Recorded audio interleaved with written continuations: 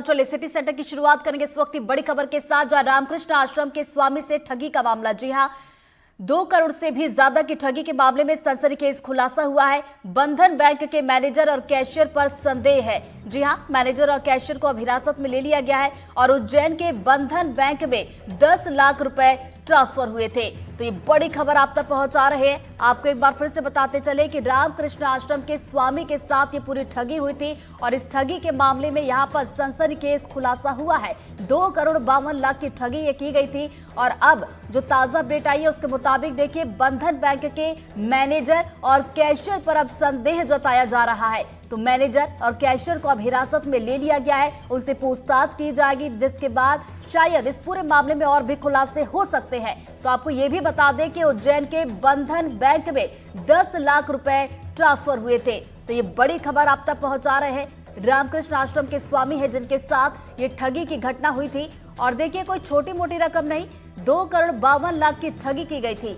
और देखिए, इस पूरे मामले में अब ये खुलासा हुआ है कि बंधन बैंक का जो मैनेजर है और जो कैशियर है उस पर अब संदेह जताया जा रहा है। तो और संदेह के चलते इन दोनों को अब हिरासत में ले लिया गया है और इससे अब पूछताछ की जाएगी। तो ये बड़ी खबर आपको एक बार फिर से बताते चले, ग्वालियर से ये बड़ा मामला सामने निकल कर आया है, जहां पर 2 करोड़ 52 लाख की ठगी हुई थी और इस ठगी के मामले में ये खुलासा हुआ। आपको ये भी बता दें कि ठगी हुई किसके साथ थी। रामकृष्ण आश्रम के स्वामी है जिनके साथ ये पूरी ठगी हुई थी और इसी मामले में अब खुलासा हुआ है। और देखिए, बंधन बैंक का जो मैनेजर है और जो कैशियर है उस पर अब संदेह जताया जा रहा है। तो देखिए, अब इन दोनों को ही संदेह के आधार पर हिरासत में ले लिया गया है और अब इन दोनों से पूछताछ भी इस पूरे मामले में की जाएगी। तो ये भी बता दें कि उज्जैन के बंधन बैंक में 10 लाख रुपए ट्रांसफर किए गए थे। तो एक बड़ी अपडेट यहाँ पर सामने निकल कर आ रही है इस ठगी के मामले में। और देखिए, बड़ी ठगी यहाँ पर की गई थी, 2 करोड़ 52 लाख की ये ठगी थी और इस पूरे मामले में अब खुलासा हुआ है। तो देखिए, बंधन बैंक का जो मैनेजर है और जो कैशियर है उस पर अब संदेह जताया जा रहा है इस ठगी के मामले में और इसी को देखते हुए हिरासत में भी लिया गया है। और देखिए, हिरासत में लिया गया है। अब इस पूरे ठगी के मामले को लेकर इसमें पूछताछ भी की जाएगी। अब देखने वाली बात होगी कि जब मैनेजर और कैशियर से पूछताछ की जाएगी तो इसमें क्या कुछ खुलासे होते हैं। तो ये बड़ी खबर आप तक पहुंचा रहे हैं। और देखिए, इस पूरे मामले में और भी लोगों को हिरासत में लिया जा सकता है और इसमें खुलासे और भी बड़े हो सकते हैं। तो ये बड़ी खबर आप तक पहुंचा रहे हैं। आपको एक बार फिर से बताते चले कि ये पूरा मामला आखिर है क्या। दरअसल रामकृष्ण आश्रम के स्वामी हैं जिनसे ये पूरी ठगी की गई और 2 करोड़ 52 लाख की ये ठगी थी और इसी पूरे मामले में सनसनीखेज खुलासा यहाँ पर हुआ है और बंधन बैंक के मैनेजर और कैशियर पर संदेह यहाँ पर जताया गया है। और इसी पर चलिए ज्यादा जानकारी लेंगे। हमारे सहयोगी हमारे साथ जुड़ गए हैं, ग्वालियर से देवश्री माली जी हमारे साथ जुड़ गए, उज्जैन से ललित जैन, तो वहीं भोपाल से आकाश द्विवेदी हमारे साथ जुड़ गए। सबसे पहले देव जी का रुख करेंगे। देव जी, जरा ये मामला बताइए कि कैसे इस पूरे ठगी की घटना को अंजाम दिया गया था और कब ये ठगी हुई थी और किस तरीके से की गई थी। बिल्कुल, देखिए 4 दिन पहले ये ठगी हुई थी ग्वालियर में और जो 4 दिन जो मतलब 15 तारीख को इसका उजागर हुआ था। हालांकि ये ठगी का काम 26 दिन तक चला था और 26 दिन तक ये रामकृष्ण आश्रम के जो स्वामी हैं, सचिव भी हैं, प्रदीप्तानंद, उनको अरेस्ट करके रखा गया था, डिजिटली अरेस्ट करके रखा गया था और अलग अलग खातों में 12 खातों में 2 करोड़ 52 लाख रुपए की ठगी की गई थी। इनसे कहा गया था कि ये नरेश गोयल का जो जेट एयरवेज वाले हैं उनके मामले में आपका आपके खातों से मनी लॉन्ड्रिंग हुआ है और तमाम मामले हैं। हालांकि ये मना करते रहे, लेकिन उन्होंने इनको ये भरोसा दिलाते रहे कि नहीं, हम आपको गलत आपके खातों का इस्तेमाल हो गया, इसलिए हम आपको इससे बरी कर देंगे, लेकिन आप हमारा सपोर्ट करिए। और धीरे धीरे करके इनसे पैसे लेते गए और इनको बोला गया था कि ये 14 तारीख को पैसे वापस, 14 अप्रैल को इनके खाते में पैसे ट्रांसफर हो जाएंगे वापस। लेकिन जब पैसे नहीं आए तो इनको थोड़ा संदेह हुआ। 1-2 और भी मामले आए जिसमें तो उनकी समझ में आया, तो फिर उन्होंने ग्वालियर के पुलिस अधीक्षक को इसकी सूचना दी और सूचना देने के बाद इस पर कार्रवाई शुरू हुई। पुलिस अधीक्षक ने इसमें एसआईटी, चूंकि हाई प्रोफाइल मामला था इसलिए एसआईटी का गठन किया था और एसआईटी ने जो फौरी तौर पर जांच पड़ताल की उसमें यही पता लगा कि ये जो उज्जैन में इसमें 10 लाख रुपए उज्जैन की बंधन बैंक में भी ट्रांसफर हुए हैं। और पुलिस ने जब एसआईटी ने वहां जांच पड़ताल की तो पाया गया कि ये खाते कमीशन पे चलाए जाते हैं और इसमें मैनेजर और जो कैशियर महिला है उसकी भी भूमिका संदिग्ध हो सकती है। तो फिलहाल पुलिस ने देर रात 6 लोगों को इसमें अभी हिरासत में लिया है। अब उनको ग्वालियर लाके पूछताछ करेंगे और उसके बाद आगे की कड़ी जोड़ी जाएगी कि ये आरोपी है या नहीं है और इनके जरिए और कौन आरोपियों तक पहुंचने का प्रयास किया जाएगा। चलिए दोबारा आपके पास लौटेंगे, हमारे संग ललित का रुख कर लेते। ललित, चूंकि देखिए इस पूरे मामले में बंधन बैंक में 10 लाख रुपए ट्रांसफर हुए, इसको लेकर क्या कुछ जानकारी की, कैसे ट्रांसफर किए, किसके नाम पर ट्रांसफर किए और ये बंधन बैंक कहां पर, कौन से इलाके में इसकी ब्रांच है?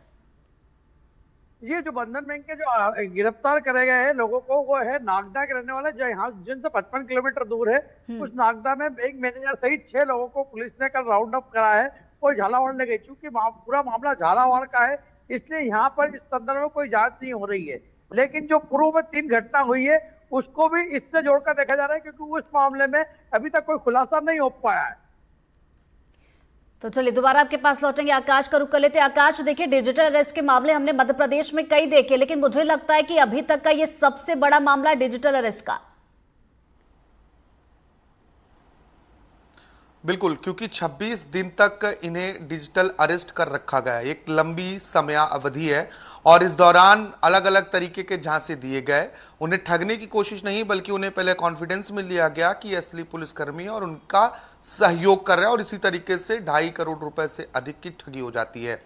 और अब जो पुलिस की जांच है उसके मुताबिक अगर संदेह बैंक कर्मियों पर है तो वाकई में जिन लोगों के खाते उस बैंक में हैं या अन्य बैंक में हैं उनकी भी चिंताएं बढ़ेंगी, क्योंकि उनके पास ये जानकारियां होती हैं कि किसके खाते में कितने पैसे हैं और अगर वो इस तरीके का इनपुट देकर ऐसी वारदात को अंजाम दिलवा रहे हैं तो वाकई में ये चिंताजनक है।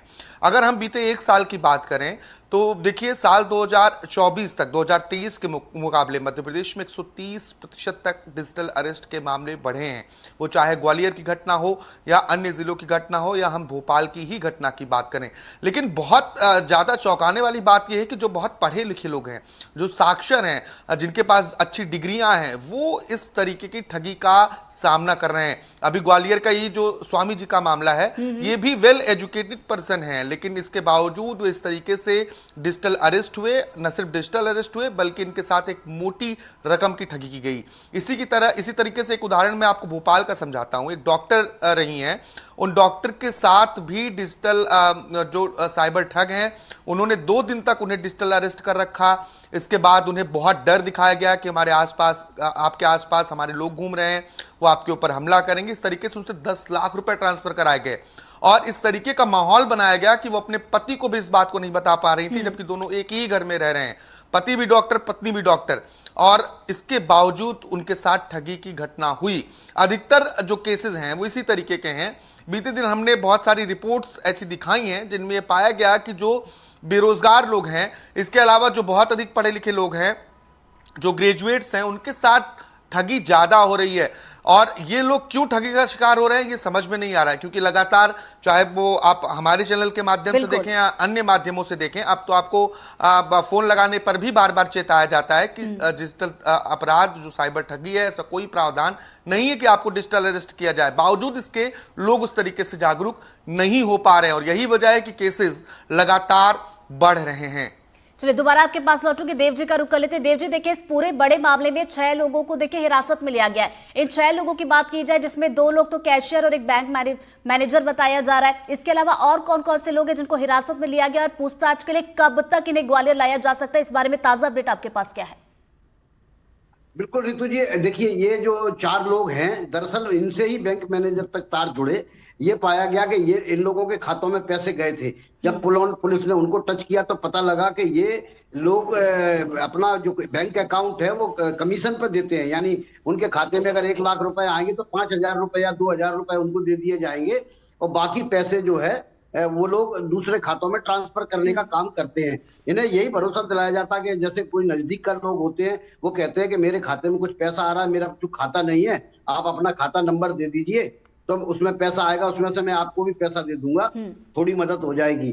तो इस तरह से हम अपने दर्शकों को ये भी बताना चाहते हैं कि अपने खाते का इस्तेमाल कभी किसी को करने के लिए न दें, क्योंकि अब तक ग्वालियर में जो 12 मामले पकड़े गए हैं, उन 12 मामलों में 10 मामलों में जो लोग पकड़े भी गए हैं वो सब कमीशन पर ही अपना खाता उपलब्ध कराने वाले लोग हैं, चाहे राजस्थान से पकड़े गए हों चाहे पश्चिम बंगाल से पकड़े गए हों, चाहे अलग अलग जिलों, अलग अलग जगह से पकड़े गए हों, तो वो हर आदमी को ये भी सतर्कता बरतना चाहिए कि उनके खाते में कोई पैसा आ तो नहीं रहा है, और अगर आ रहा है तो कोई, अगर आपका अपरिचित आदमी है, वो अनावश्यक रूप से पैसा मंगवा रहा है, तो आप अपने खाते का इस्तेमाल कतई ना करने दें। केवल मोबाइल से बचने की जरूरत नहीं, खाते से भी बचने की जरूरत है।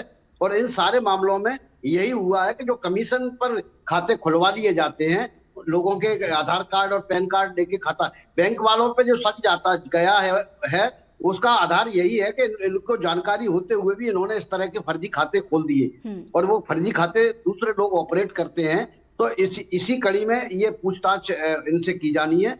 और ये चूंकि राजस्थान में भी पैसे गए हैं यहाँ से, और देश के विभिन्न भागों में गए, 10 अलग अलग इलाकों में, तो एसआईटी की और टीमें भी अभी घूम रही हैं, राजस्थान भी गई हुई है। वो क्या करते हैं और क्या मिलता है, ये अभी आगे पता लगेगा। इनको ग्वालियर लाने की कार्रवाई चल रही है, और मुझे लगता है देर रात तक इनको ग्वालियर लाया जा सकता है। चलिए दोबारा आपके पास लौटेंगे तो ग्वालियर देखिए इन्हें लाया जा सकता है, पूछताछ होगी तो इस पूरे मामले में और भी खुलासे को ललित का रुख कर लेते। ललित, चूंकि देखिए जानकारी यही है कि बंधन बैंक का जो मैनेजर और कैशियर पर शक है, अगर ऐसा है तो क्या बैंक के और भी लोगों से अब पूछताछ की जाएगी, या फिर बड़ा सवाल ये भी उठता है कि अगर ये काम हो रहा था, चल रहा था, तो किसी को पता कैसे नहीं चला और कैसे ये फर्जी खाते आखिर खोल दिए जाते हैं? क्योंकि यहाँ पर राजस्थान की टीम आई थी बंधन बैंक के अधिकारियों और कर्मचारियों को गिरफ्तार करने के लिए, उनका कहना है कि उन्होंने जब यहाँ पर गिरफ्तार करा उसके मामले में उनका कहना था कि ये पूरा मामला राजस्थान का है, इसलिए वो यहाँ पर अधिकृत रूप से कुछ नहीं बता सकता, क्योंकि ये वरिष्ठ अधिकारियों का है। इसलिए ये तो नहीं बता सकता है कि इसमें और कितने लोग शामिल है, पर जिस तरीके का माहौल है वहां पर, उससे लगता है कि और भी लोग शामिल हो सकते हैं। चलिए दोबारा आपके पास लौटेंगे, आकाश को एक बार फिर शुरू कर लेते हैं। आकाश, जैसा कि आप पहले भी जिक्र कर रहे थे, हमने भी डिजिटल अरेस्ट की कई खबरें दर्शकों तक पहुंचाई है, जागरूक करने की भी कोशिश की है, लेकिन इस मामले के बाद या फिर आगे जो भी मामले आएंगे, बड़ा सवाल यही उठता है कि लोगों को यहां पर सबसे ज्यादा जागरूक होने की जरूरत है, और इसके लिए शायद कोई बड़े कदम भी उठाए जाने चाहिए कि लोग जागरूक रहे और इस तरह के झांसे में ना आए। बिल्कुल, सबसे ज्यादा महत्वपूर्ण आम लोगों की जागरूकता भी है कि हम आप कितने जागरूक हैं। अगर हम आप जागरूक नहीं होंगे तो निश्चित तौर पर इस तरीके के ठगी के शिकार होंगे। हमारे सहयोगी देव जी ने भी एक बहुत ज़रूरी बात दर्शकों को बताई है कि न सिर्फ आपको मोबाइल से सतर्क रहने की ज़रूरत है, बल्कि आप इस बात पर भी ध्यान दें कि आपके नाम पर आपका ही अकाउंट कोई और ऑपरेट तो नहीं कर रहा है, या फिर अननेसेसरी आपके अकाउंट में कोई ट्रांजैक्शन किया जा रहा है जिसके बदले आपको कुछ रुपए कमीशन के तौर पर दिए जा रहे हैं। तो इससे भी बचना होगा, क्योंकि जब जांच पड़ताल होगी तो ऐसे लोग भी उस शक के दायरे में, उस जांच के दायरे में आते हैं, और निश्चित तौर पर आपके ऊपर भी कार्रवाई होगी। और यही मॉडस ऑपरेंडी अपराधियों की रहती है कि वो अलग अलग खातों का इस्तेमाल कर उसमें पैसे ट्रांसफर करते हैं, इसके बाद उस पैसे को अलग अलग माध्यमों में, अलग अलग जगहों पर भेजा जाता है। तो इस तरीके से जो उनके पास, जिनके पास खाते नहीं हैं, जो अपराधी हैं, वो दूसरे के खातों को किराए पे लेकर काम करते हैं। मैंने पहले बताया कि जो अधिक पढ़े लिखे लोग हैं, जो वेल एजुकेटेड हैं, जो समझदार हैं, अगर वो ठगी का शिकार होंगे तो ये और चिंताजनक विषय है। इसलिए हमें जागरूक होने की जरूरत है, और अलग अलग स्तर पर इसको लेकर जागरूकता फैलाई जा रही है, क्योंकि डिजिटल अरेस्ट जैसे मामले और जो साइबर ठगी के मामले हैं, इसमें आए दिन नए वारदात को नए तरीके से करने की कोशिश की जाती है। हर दिन तरीका बदल जाता है। एक केस मुझे और याद आता है भोपाल का। भोपाल में एक महिला ने रिचार्ज किया, 200-300 का रिचार्ज किया, रिचार्ज गलती से दूसरे नंबर पर हुआ। उन्होंने कस्टमर केयर को कॉल करने की कोशिश की, गूगल से नंबर निकाला और नंबर वो ठग का निकला। उनके खाते से 60 से 68 हजार रुपए जो उनकी जमा पूंजी थी, उनकी कमाई थी, वो उड़ गया। तो इस तरीके से सतर्क रहना होगा कि हम अगर किसी वेबसाइट पे जा रहे हैं, हमारे पास जबलपुर का एक मामला है, जरूरत है। और एनडीटीवी एक बार फिर से अपने दर्शकों से यही अपील करेगा कि आप जागरूक रहे, सतर्क रहे। बहुत बहुत शुक्रिया आप सभी का हमारे साथ जुड़ने के लिए और जानकारी के लिए।